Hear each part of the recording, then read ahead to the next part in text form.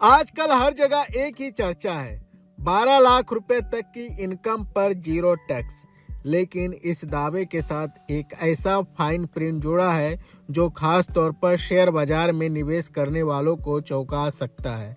नई टैक्स व्यवस्था के तहत अगर कोई सैलरीड व्यक्ति 12.75 लाख रुपए तक कमाता है तो उसे 75,000 रुपये का स्टैंडर्ड डिडक्शन मिलता है।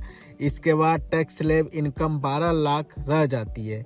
इस पर करीब 60,000 रुपया टैक्स बनता है, लेकिन सेक्शन 87A के तहत मिलने वाला रिबेट इस पूरे टैक्स को खत्म कर देता है। यानी सिर्फ सैलरी इनकम होने पर टैक्स जीरो हो जाता है। लेकिन कहानी यहीं ख़त्म नहीं होती है। दिक्कत तब आती है जब इसी इनकम में इक्विटी में मिलने वाला लॉन्ग टर्म कैपिटल गेन जुड़ा रहता है। शेयर बाजार में होने वाले लॉन्ग टर्म कैपिटल गेन पर सेक्शन 87A का रिबेट लागू नहीं होता।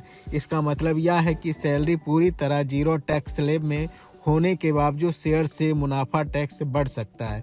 एक उदाहरण से समझते हैं। मान लीजिए कुल इनकम 11 लाख रुपया है। इसमें से 9.75 लाख रुपए सैलरी से और 1.25 लाख रुपए लॉन्ग टर्म कैपिटल गेन से आए।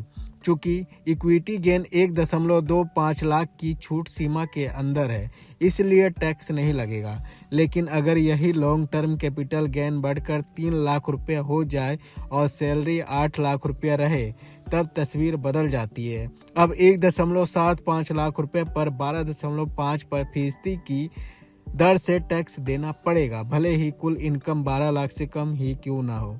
यानी कुल इनकम समान होने के बावजूद अगर कमाई का एक हिस्सा शेयर बाजार से आया तो टैक्स बन सकता है।